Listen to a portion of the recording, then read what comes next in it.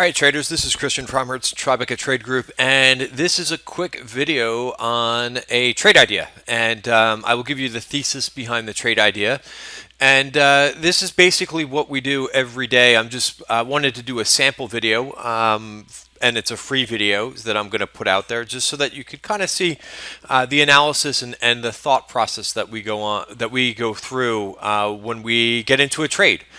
So always I'm looking at the entry and the exit, where the trade could possibly work, the setup where it's not going to work, and I'll talk about how why my eyes are on this name, on Mallinckrodt. Well, there's a decent call buyer that's showing up today in the October calls. You could see that they're targeting the 31 calls. This is our option act system, where we could see all the sweeps, all the aggressive calls going up. So there's quite a bit of activity on the October. And if you want to see the total, you can see that it's up to 7,000 contracts, right? So October. So today is September option expiration. As of Monday, October will be front month. So what do we know? I always like to go through the exercise of what do we know, what do we not know, right? We know October is going to be front month on Monday, and theta decay is the highest in October options, right? I should say in front month options, right? You're basically swimming against the tide. Every day that you hold October options, there's theta decay and they will lose value. All things being equal, right? Let's say that the stock stays the same. Obviously, if I'm taking a long position, I want the stock to go up.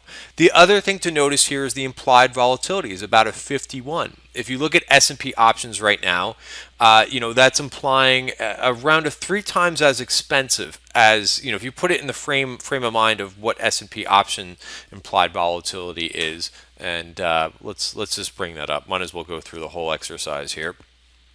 If we bring up SPY options for October,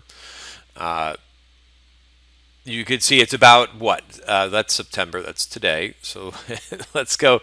So it's actually pretty cheap right now. If you go out to October, October calls right now, implied volatility even 8, right? So that means Mallinckrodt is about 10 times more expensive in options. So if nothing happens in Mallinckrodt in the next week or two, that premium will decay very quickly down to 0. Right? So again, I'm going through the possibilities of what could happen here.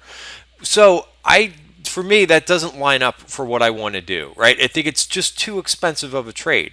Now, I hope the stock goes up, and I'll show you my analysis on the charts, which is also very important. Why I like the stock, right? The stock gapped up on earnings, rallied pretty hard, and then has been coming in.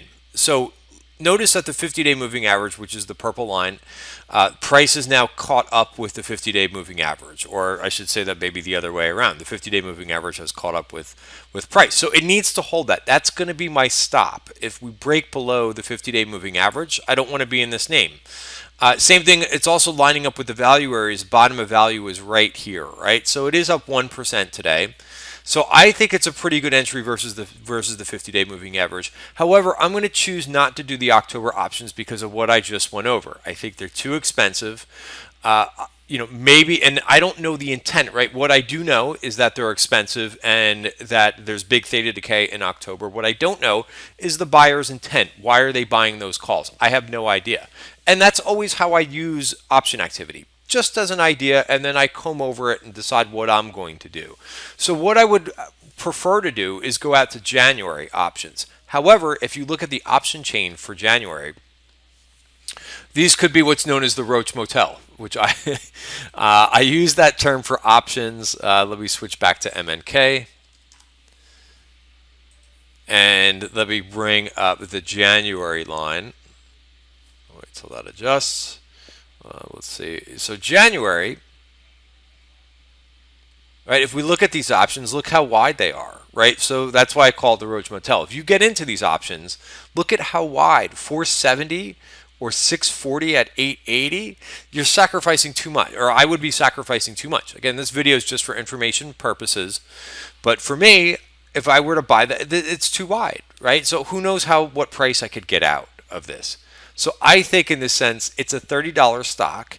So we have multiple different tools that we could use, that we could pull out of our toolbox. We could, to get long the stock, we could do options, short dated, long term, or just stock. It's a $30 stock. So I went ahead and bought stock.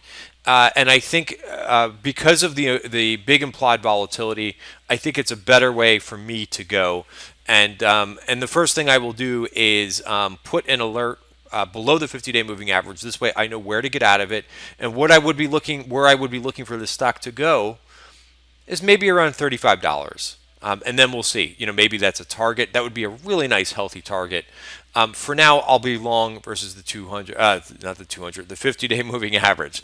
So, quick 5-minute video on my new trade in Mallinckrodt, why I chose stock over options, and how I use option activity in my daily trading. So thanks very much for watching.